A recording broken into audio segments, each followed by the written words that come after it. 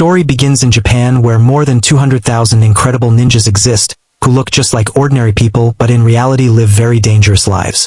Suzuki is a low-ranked ninja who lives among common people as a magazine editor. One day she suddenly received a message. She quickly said goodbye to her writer and headed toward a bridge. When she arrived there, she saw a Russian man who hunts ninjas. She has been given the mission to kill this man. The man fired a gun at Suzuki, and dodging it, Suzuki struck with her heel, which suddenly transformed into two sharp daggers. The man barely survived and kept firing bullets at Suzuki with his gun. But Suzuki dodged and threw some ninja stars at him and then came from behind and kicked his ornaments. But still the man didn't stop. Even Suzuki's electric baton had no effect on him and he slammed Suzuki to the ground. From some distance away, another ninja was watching all of this. This ninja's name is KTO, who is a high-rank ninja. Now he was about to shoot her when at the last moment a toothpick struck his arm. As soon as he turned around, a boy was running toward him. This is also a ninja whose name is Kuro. Kuro very easily defeated that Russian man and finally finished him off with a chokehold. He told Suzuki that I'm leaving. You handle the rest of the work. Hearing this, Suzuki was completely shocked. She thought, what kind of person is this? Why are you letting someone else take your credit? To which Kuro said that I don't need to do that much work. I'm going home to sleep. Kuro was a good ninja but also very lazy. And now he quietly left from there. He currently lives in an old cheap house. Alone at home, bored, he keeps practicing making toothpick arrows by blowing through them. Just then someone suddenly entered his room without making any sound. This is his senior Kito, who has come here to give him a mission. After World War II, some evil ninjas had come together and formed a dangerous group called the Underground Ninjas. According to intelligence, they have infiltrated Joan High School and taken it over. This school is also built in a special location, where there used to be a ruined Netano military school, where some secrets from the time of the war are still hidden. Kuro's mission is to go undercover and find out their plan. To help him in his mission, Kito gave him a special suit. With the help of this suit, he could become invisible, but only from the upper half. When Kuro was passing time with the suit, a sound came from the toilet from a friend of Kuro's who was asking for toilet paper. It was kept very far from the seat. She told Kuro that if you look at me, I'll beat you up, understand? Following her words, Kuro climbed the wall and reaching over the girl without looking at her, got to the toilet paper. But in the end he turned toward the girl to hand over the toilet paper, for which he got a slipper on his face. The next morning Kuro arrived at Jute High School. When he found out that he would have to take an entrance exam, he became very worried. He thought for a moment about just finishing the mission and giving up. But then he started to fear Kito. Now he started thinking about how to pass the entrance exam. With his tired but handsome face, Kuro soon caught the attention of Noguchi, who is a student retaking the exam. After entering the class, Kuro looked down and took a round of the class and then went and sat next to Noguchi. He was confident that the organization's people would have already made preparations for Kuro to pass. They had made an answer key with colorful rice grains on the floor. As soon as Kuro started writing the answers, Noguchi screamed loudly. She thought that the rice grains on the floor were some kind of insects. The teacher said that if you have a problem then clean them up, but Kuro thought that brother, something has to be done. He threw his eraser down and while picking it up, very cleverly filled a paper ball in a straw and hit Noguchi. After which she started screaming that someone just touched me. She started calling the sir a perverted old man. But the master said, child, look, my arms aren't that long. In the middle of their argument, Kuro quickly started filling one paper after another. But before he could do the math paper, that teacher moved toward Noguchi to handle her and along the way also shuffled those rice grains with his foot. Now there was no way out, so Kuro took the help of his acting and urinated right there while sitting. Then he started crying that I was so scared for the exam that I accidentally drank too much water. After which the teacher calmed him down and said that the exam is only in name. Even if you leave a blank sheet you will still be passed. Okay. Kuro wanted to gather information about the school, so on the way back he waited for Noguchi and both started walking home together. Kuro's house came first, so he told Noguchi to come sometime for a meal at our humble place. Noguchi agreed a little hesitantly and both reached the roof of his house. During their conversation, Noguchi told that there are some mischievous kids in class. They might bother you. I have a friend named Ida. They bothered him so much that he stopped coming to class. She also told that under our school there are quite a few secret tunnels that lead to a special military base from the time of World War II. Kuro understood that perhaps the underground ninja group is after this military base. When the sun began to set, Noguchi said that I should go home now. But suddenly she slipped and fell off the roof. But before she fell down, Kuro jumped and caught her, and falling down, Kuro's suit safety feature turned on, which turned into a cushion. Noguchi became unconscious with her mouth wide open while screaming, after which Kuro dropped her home. That same night, a sleazy boy was trying to fly his drone near the bathroom of his neighbor friend Kawato. But he didn't know that Kuro was sitting right there wearing his invisible suit. He gave the boy an electric shock with his special baton. Actually, this boy is none other than Noguchi's friend Ida. Kuro asked him to apologize to Kawato, and the next day took him to school, saying that don't be afraid, I will protect you. But it will cost 500 per day. As soon as they arrived at school, those boys started bothering Ida again. But this time perhaps they had chosen the wrong day, because today Kuro was also here. Kuro grabbed Ida's leg with his foot and made him crash into that other boy, after which that boy started jumping in pain. Ida didn't even understand what happened, and then Kuro went and sat in the back row. He hadn't even brought a book, after which the girl sitting beside him, Sato, gave him her book, after which Noguchi started looking at him with jealous eyes. Just then a red light fell on his face, which is a laser light. This is actually a signal for ninjas to communicate with each other. After this, Kuro got up and left the class. On the roof was a boy named Cheyenne. He is a high-rank ninja. The day when Kuro had finished off that Russian man, he was also present there that day. Before he could jump into the fight, Kuro had come in between. Just like Kuro, he is also an undercover ninja in the school, whose job was to find out who is in the underground ninja group. Along with both of them, there is one more ninja who is living here in disguise. He is currently the school's discipline director. He asked Kuro to meet in the boiler room after class and then disappeared from there. Just then Kuro saw that Ida had gotten into trouble again. He made his upper body invisible and wearing a box on his face arrived there, and one of those boys kicked Kuro to find out who he is. But on the contrary, he himself fell down. Kuro first set up his game and then standing behind Ida grabbed his hands. He punched the other boy hard using Ida's hands so that in the school it would be Ida's name and not Kuro's. After this, Kuro went to the boiler room to meet the director. The director suddenly pulled out a sword from behind and attacked Kuro. They were both thinking of each other as members of the underground ninja group.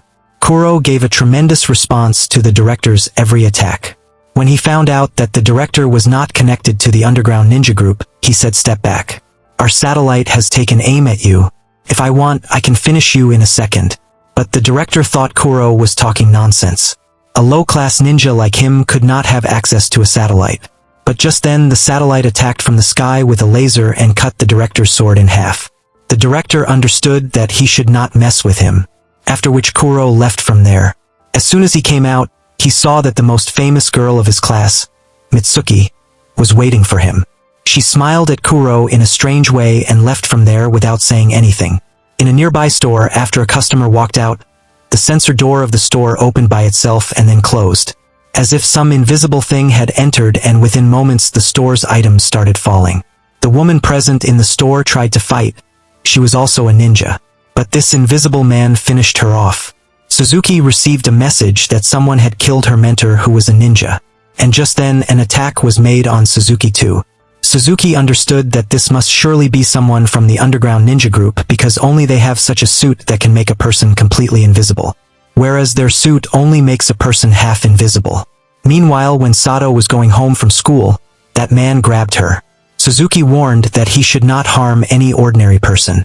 To this, the man told Suzuki that your death is not written here. It is written at Koden High School. Over there, Noguchi was sitting in her room thinking about Kuro. For the past few days she was unable to get thoughts of Kuro out of her mind. She was dreaming of living a happy life with him, and just then we saw that Kuro was sitting quietly near her bed in the middle of the night staring at her. Kuro told her that a ninja working in the store has been killed and he fears that the underground ninja gang is about to attack. A tremendous fight is about to break out in their school. He told Noguchi to not come to school for a few days.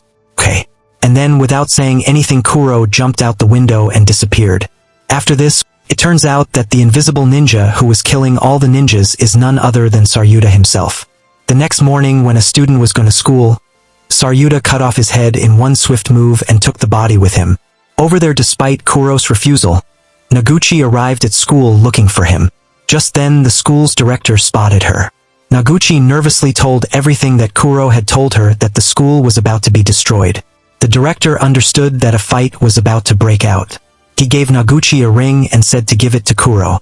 Try to find him. This is very important.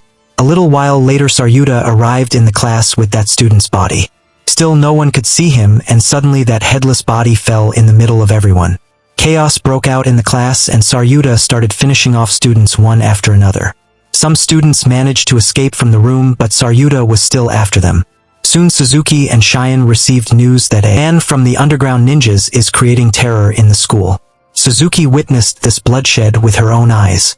She took out her rod, and the killer removed his invisible suit, and on top of that also removed his mask.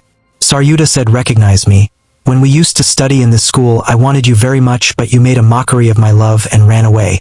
Filled with anger and hatred, Saryuta held himself back. Not at all. They both fought in a dangerous manner. One better than the other. Suzuki was skilled, that is why she quickly came close to winning.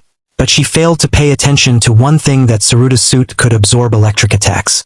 That is why Suzuki's rod had no effect at all. And now when Suzuki was starting to lose, just then a man jumped in through the glass. This is the same high-rank ninja coup. For Saryuta, being able to stand before him was nearly impossible. He knew this very well. That is why he put on his mask and quietly disappeared.